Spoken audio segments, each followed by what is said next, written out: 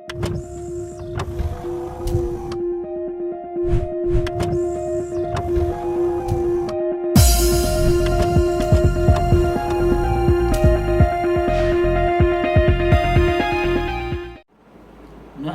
ونصلی علی رسولہ الکریم اما بعد اعوذ باللہ من الشیطان الرجیم انہ لکم عدو مبین بسم اللہ الرحمن الرحیم۔ میرے اکثر اسٹوڈنٹس یا کچھ کلائنٹس یا ہمسائیگی میں لوگ آتے ہیں، وہ کہیں گے رجسٹری کیا چیز ہے جی، اس کی غرض و غایت کیا ہے، اس کی اہمیت کیا ہے، اس کا مقصد کیا ہوتا ہے۔ رجسٹری لفظ ایکچولی ہے ہی غلط۔ انگریزی میں اس کو کہتے ہیں رجسٹرڈ ڈیڈ، یعنی ایسا کوئی دستاویز جس کا سرکاری طور پر جس کا اندراج کیا جائے، اس کو رجسٹرڈ ڈیڈ کہہ دیتے ہیں۔ رجسٹری اس لیے کہتے ہیں کیونکہ یہ رجسٹرڈ ہوتی ہے اور اس کے لیے سب رجسٹرار اور رجسٹرار موجود ہوتے ہیں حکومت کی، ریاست کی طرف سے۔ اس لیے اس ڈاکومنٹ کے اندراج جب ہو جاتا ہے، خصوصی اموویبل پراپرٹی جو غیر منقولہ جائیداد ہے، مثلا زمین وغیرہ یا مکان وغیرہ، تو اس کی خرید و فروخت کے بعد جو دستاویز وجود میں آتا ہے اسے رجسٹری کہہ دیتے ہیں۔ رجسٹریشن ایکٹ موجود ہے، اس کی دفعہ 17 ہے، جس کے تحت خصوصی یہ جو زمینی مسائل ہوتے ہیں یا کسی نے کوٹھی بیچی ہے، خریدی ہے، اس کے لیے یہ رجسٹرڈ ڈیڈ پھر وہ بن جاتا ہے۔ ہوتا کیا ہے یہ؟ اب آج کل تو پنجاب میں یہ ختم کر دیا گیا ہے،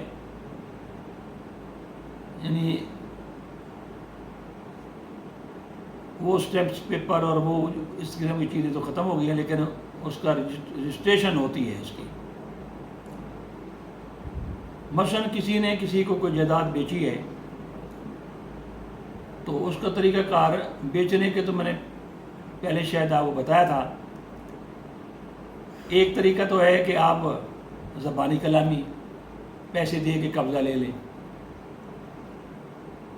ایک ہے ڈائریکٹ جا کے، پہلے پٹواری کرتے تھے، اب کمپیوٹر سینٹر بن گئے ہیں، وہاں جا کے بیان دے کے اور ڈائریکٹ انتقال چھڑوا لیں۔ تیسرا طریقہ ہے کہ رجسٹری کروائیں۔ اب رجسٹری سے مراد یہ ہے کہ کچھ جو اسٹیمپ پیپر ہے وہ لیے جاتے ہیں اور ہمارے ہاں وثیقہ نویس بیٹھے ہوئے ہیں، وہ لکھتے ہیں۔ اب میں نے ٹرم بولی ہے وثیقہ، پڑھے لکھے لوگ جو ہیں وہ زیادہ پریشان ہوتے ہیں اس کا مطلب کیا ہے۔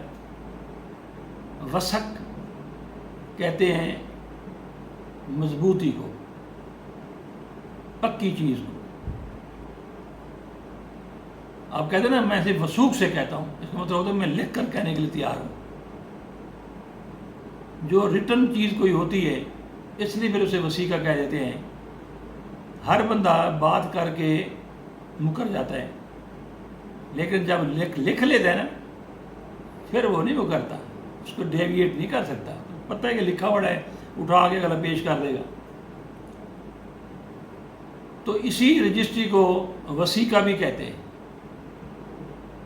اب ہے جناب اس کی غرض و غایت کیوں بنی، کیا فائدہ ہوگا؟ سب سے پہلی بات تو یہ ہے کہ یہ ایک ریونیو کلیکشن ہے ایک ریاست کی، کہ اپنے شہریوں سے اس کا ٹیکس لے کہ وہ کوئی چیز بیچ رہے ہیں یا خرید رہے ہیں، تو ان اسٹیمپ پیپرز کی شکل میں اتنے % وہ دیں۔ اصل مقصد تو اس کا یوں ہے۔ اب اہمیت آپ پوچھ رہے ہیں، بہت سے شاگردان پوچھتے ہیں، اس کی اہمیت یہ ہے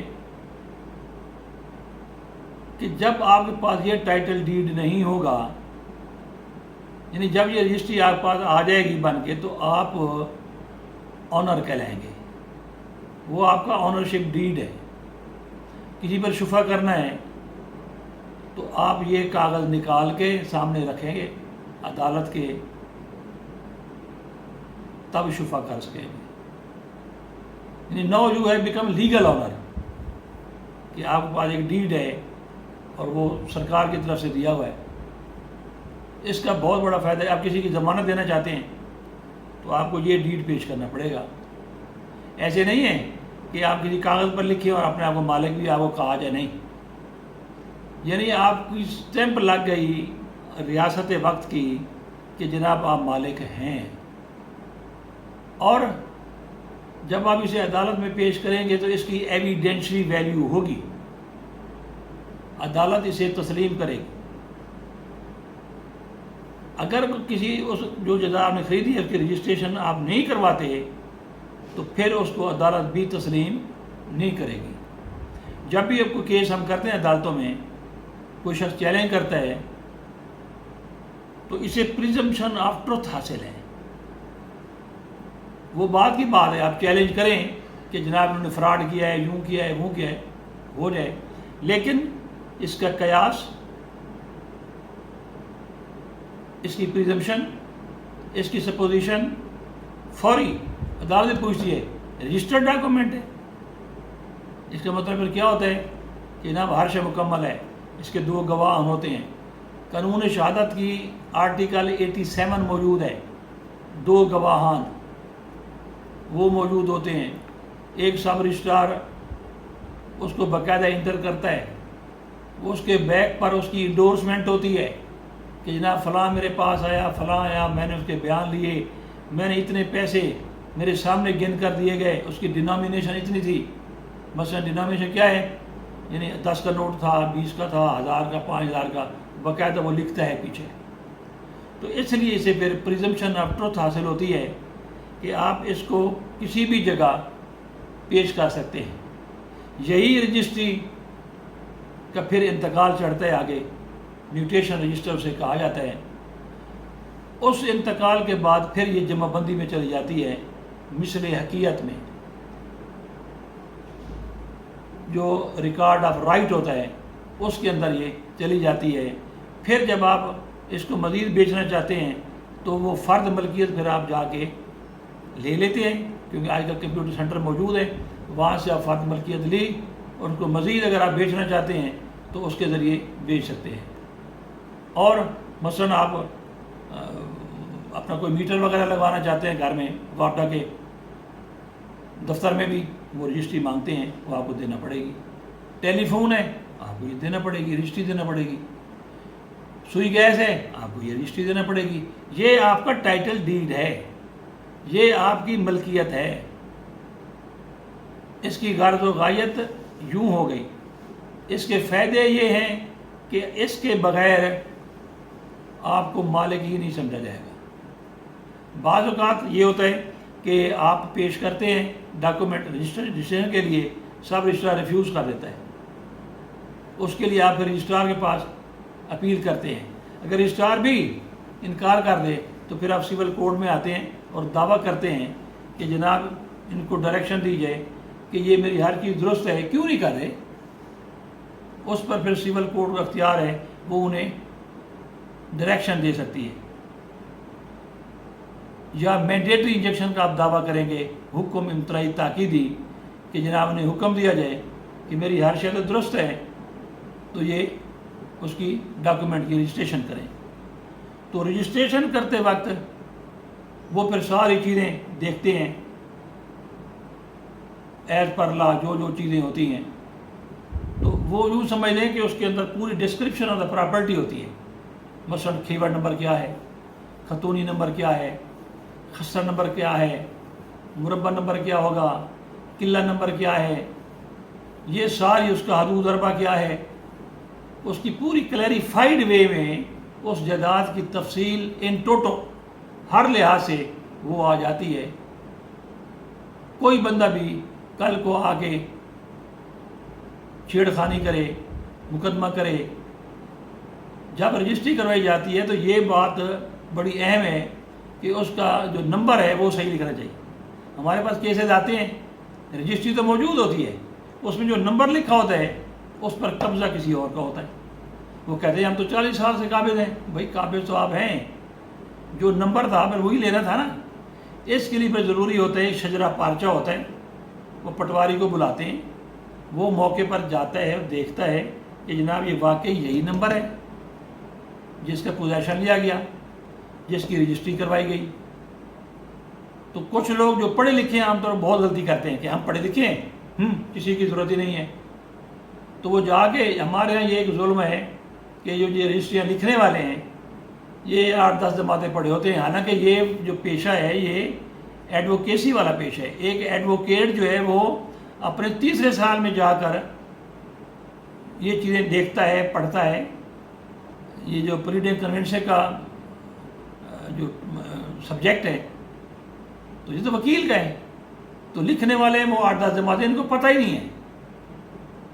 ایک دفعہ جناب انہوں نے کہا تھا ڈی سی صاحب نے کہ جناب آپ نہیں کر سکتے، یہ وکیل کریں گے. انہوں نے ہڑتال کر دی، ہمارے بچے بھوکے مر جائیں. تو یہ سارا نظام ایک وکیل کا ہے. رجسٹر ڈیڈ اب اکثر کیا ہوتا ہے رجسٹریاں ہو جاتی ہیں، پھر 2 مہینے بعد جناب دعویٰ آ جاتا ہے کینسلیشن آف ڈیڈ کا کہ جناب اس میں یہ خامیاں ہیں اور یوں ہیں اور یہ غلط ہوا ہے، اور رجسٹری واقعی کینسل ہو جاتی ہے. جج کو کرنا پڑتی ہے کیونکہ وہ ایک پورے انگریڈینٹ ہے. ایک جو رجسٹری ہے رجسٹر ڈیڈ کے ڈاکومنٹ ہے کہ کیسے اس نے وہ کیسے مالک بنا، کس طرح بنا،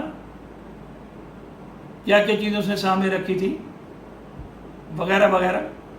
وہ سارا نظام پھر عدالتیں دیکھتی ہیں.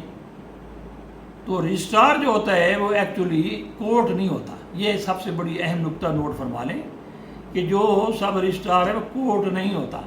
یہ ایڈمنسٹریٹو پرپز کے لیے یہ بنائے جاتے ہیں، اور کیونکہ انہیں قانون آتا نہیں ہے یہ بہت سی غلطیاں کرتے ہیں. جب یہ غلطیاں کرتے ہیں تو پھر وہ چیلنج ہو جاتی ہیں سول کورٹ میں. تو سول کورٹ میں ڈگری کینسلیشن آف ڈیڈ کی دیتی ہے کہ جناب یہ چیزیں جو ہے قانون کے مطابق نہیں ہیں، لہذا یہ ڈیڈ جو ہے قانون کے مطابق نہیں ہے، it is here by cancelled, اس کو منسوخ کر دیا جاتا ہے. تو بہتر یہ ہے کہ ہر لحاظ سے ہر کارنر سے اس کو دیکھنا چاہیے.